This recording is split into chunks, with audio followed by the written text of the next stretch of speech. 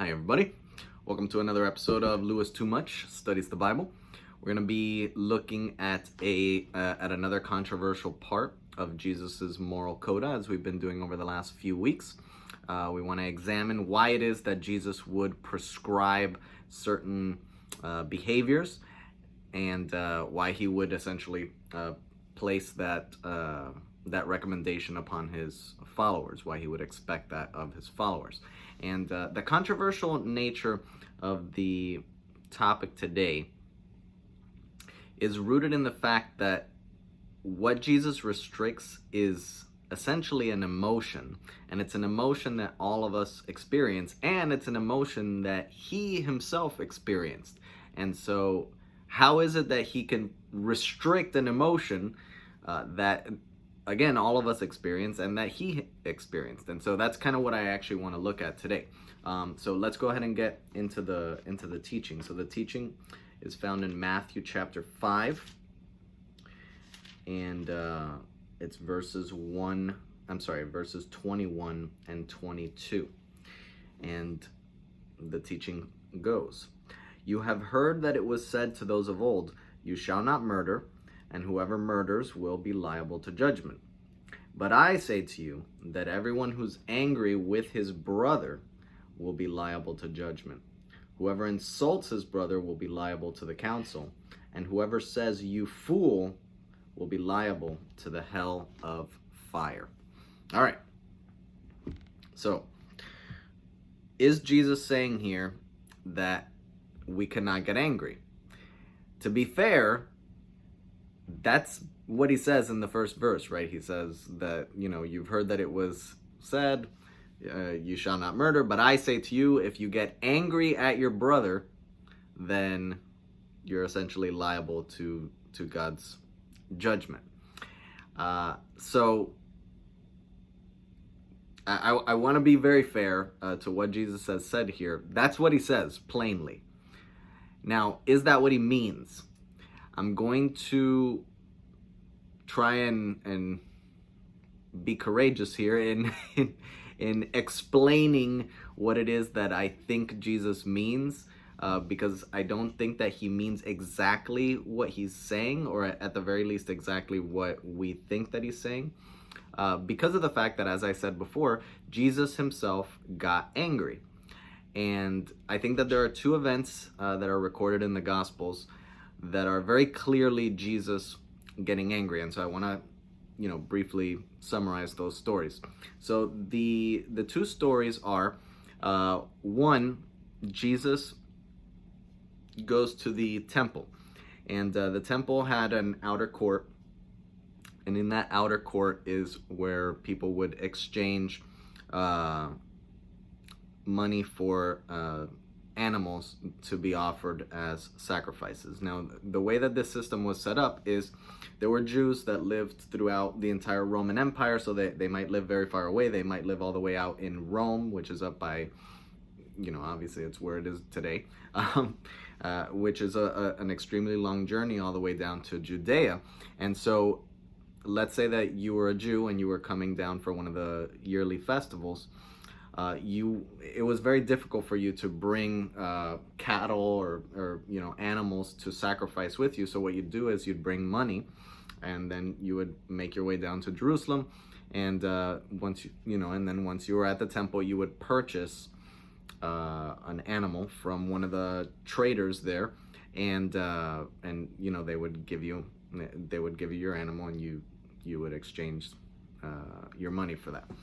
And so what was going on during Jesus's time is that essentially the money changers were running a racket, right? Because essentially you're traveling from really far away.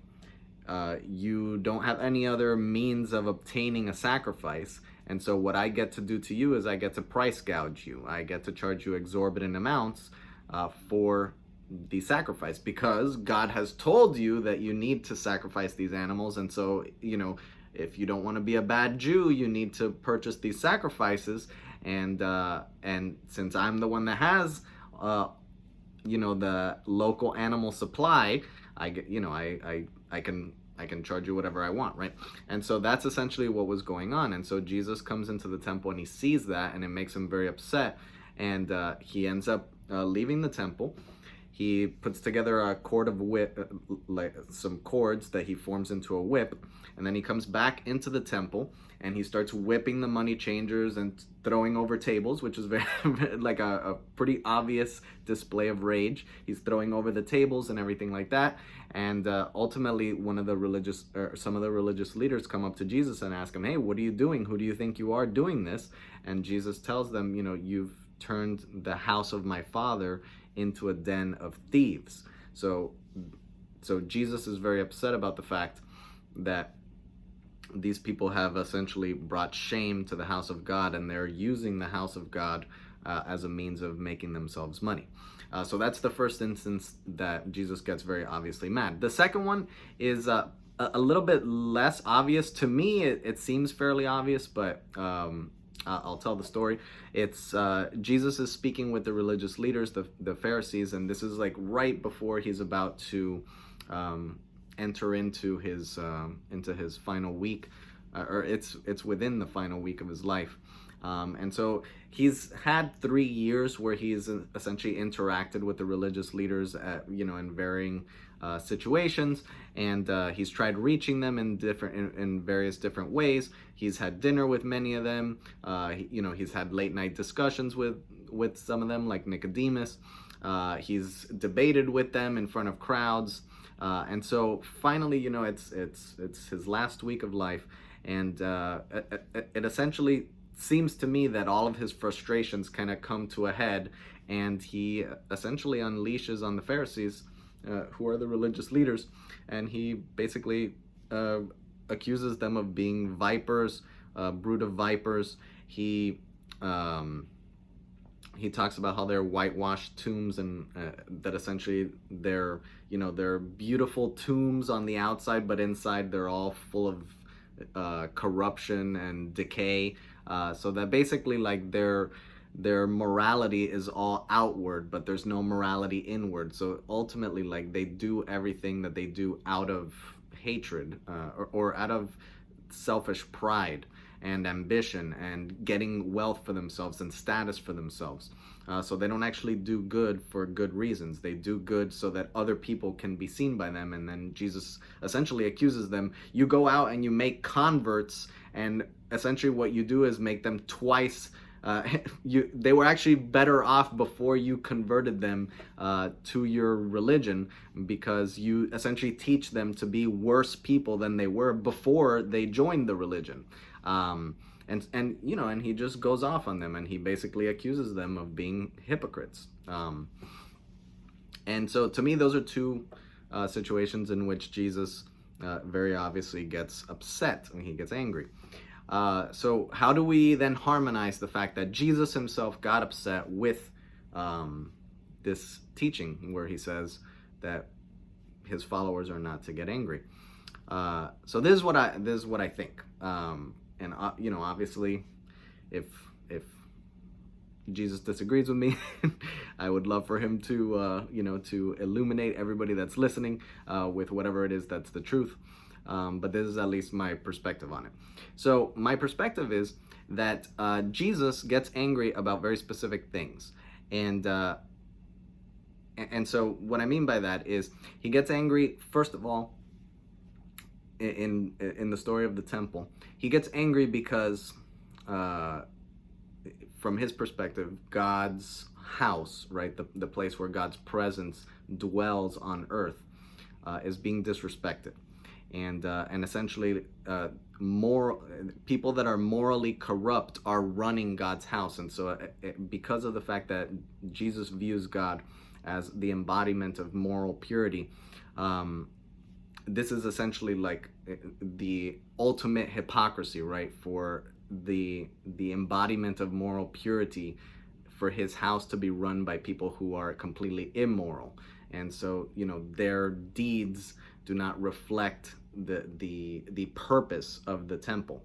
And so Jesus is angry about this because he views it as a slap in the face to the purpose of the temple. And so what Jesus is upset about there is the fact that the embodiment of moral purity is actually being degraded in the eyes of anybody who's watching, and that includes the people that are outside of the Jewish religion and also the people within the Jewish religion. That essentially the embodiment of moral purity is being made into, in a sense, a laughingstock and being used to further the ends of bad people. And so that's what Jesus ultimately gets upset about. He gets upset about the fact that God is being disgraced, and that makes him angry. And so that's one reason that Jesus gets angry. The other reason that he gets angry is both times it's with religious leaders. The other time that he gets angry is because of the fact that he says that the religious leaders, they stand in the way of people getting to know the true God because of the fact that their characters are so corrupt. And so essentially what Jesus gets upset about in the second story is people's relationship to God being impaired by people who are again corrupt. And so what is it that Jesus is ultimately getting mad about? He's getting mad about barriers in the way of people getting to know the true God as Jesus sees the true God. And so ultimately his anger serves his ultimate purpose, which is to bring people to that true God, closer to moral purity. And so what he's upset about is that there's roadblocks in the way, and there are people that are acting as roadblocks. And I think that from Jesus's perspective, he tries repeatedly to interact with these people in a much more gentle way. He discusses things with them, as I said before. He debates things with them. He debates things with them in public. He lets them ask him questions. He basically plays all of their games. And at the end of the day, he arrives at this place where, look, I don't have any other options. And so I think that at that point, he allows anger to be essentially the final option. And so I think that right there is the key. I want to read something else. Typically I don't, I like to focus in on one passage, but there's another related passage that I think would really help us here. And that passage is found in the book of James. And it's James chapter 1, verses 19 through 20. And James writes this: "Know this, my beloved brothers, let every person be quick to hear, slow to speak, slow to anger. For the anger of man does not produce the righteousness of God." And so I think that that's ultimately the key to what Jesus is saying. Because ultimately, look, see, that's James, who knew Jesus intimately. We believe that James was his brother.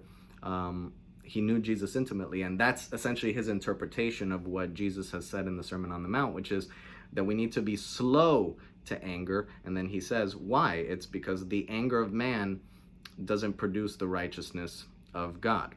So essentially, I think that what Jesus's ultimate teaching is not that we can never get angry. It's that we should be slow to get to that anger. And so anger should essentially be the last resort in terms of fulfilling a purpose. And that purpose should not be our own selfish interest, which is ultimately typically why we get angry. If you notice, when Jesus gets angry, it's not because he's being slighted. In fact, Jesus is slighted all the time and he doesn't get angry about it. And ultimately at the crucifixion, when he's about to be killed by by all the people that have spent, the last 3 years insulting him and deriding him and arguing with him and all of that, he actually asks for God to forgive those people. And so that, in his final act, he's not thinking about how those people have slighted him. In fact, he says, they don't know what they're doing. God, please have mercy on them. And so why we get angry is actually part of the in terms of Jesus's teaching on anger. Why we get angry is very important, because Jesus gets angry ultimately so that he can fulfill his mission, which again, the mission is to get people, you know, to into a relationship with God, with the embodiment of moral purity. That's essentially what Jesus is trying to do. He's trying to connect people to these,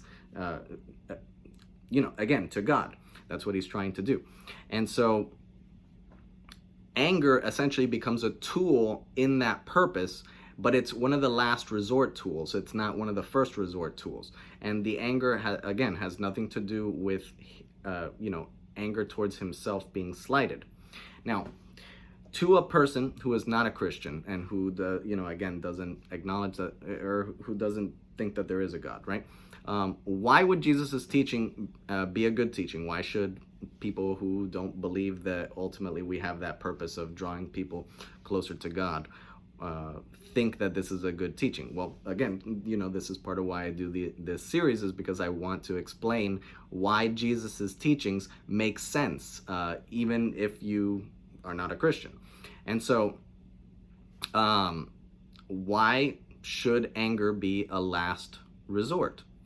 Well, I think really if we think about it for like a minute or two, we can actually, all come to pretty similar conclusions. And it's because anger typically, if you've ever gotten really angry, leads you to doing really stupid things.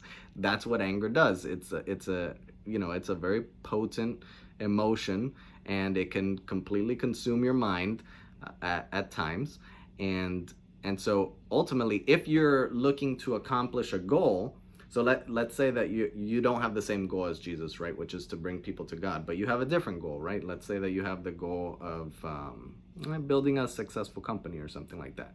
If you're prone to anger, your anger is going to get in the way of your goal, because if you're constantly raging out of control, what can happen, right? You can alienate the people that are around you. You can alienate your support system.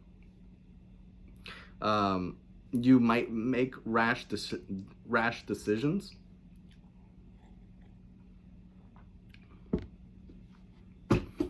You might even, I know that this is an extreme, but you might even injure yourself or injure other people around you.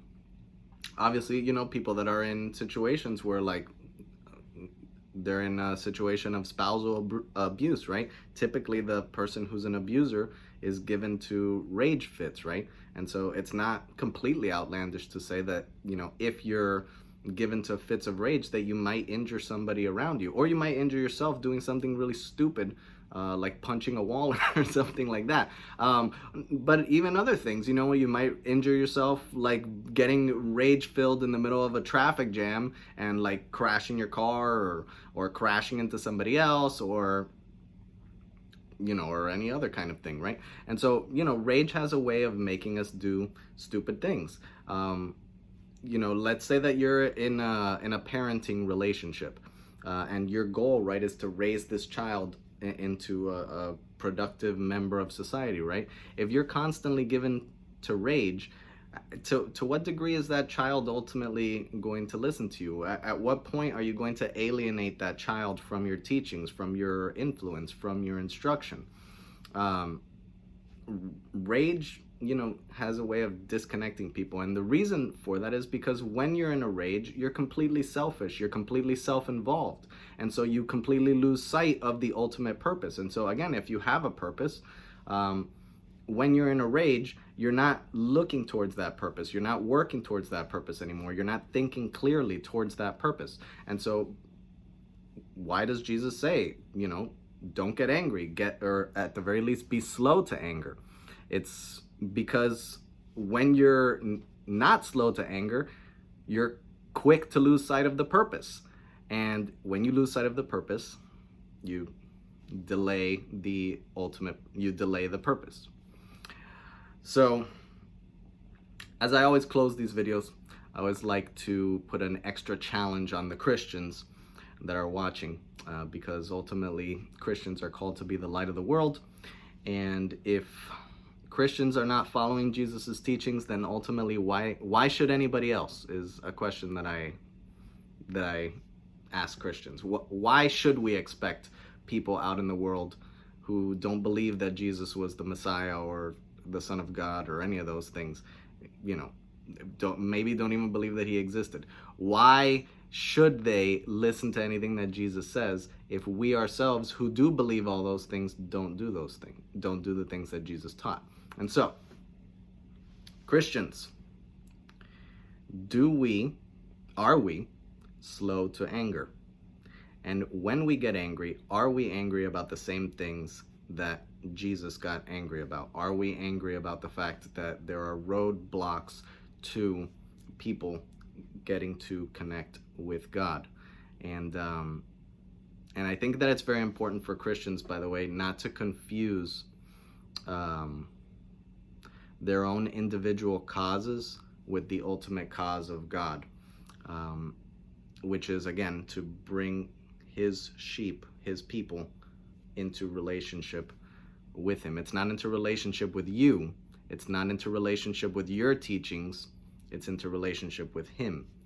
And I think that it's very easy sometimes for Christians to think that they're angry for noble reasons, when really what they're angry about is that people are not listening to them, or not giving them the status that they crave, or not giving them the affirmation that they crave. And ultimately, that's not a good reason for you to get angry, because you're putting yourself as the pinnacle of your purpose. And you are not the pinnacle of your purpose. God is the pinnacle of your purpose, and that's at least what Jesus demonstrated. So, I'm going to leave you all with that. I love you all. I thank you so much for listening.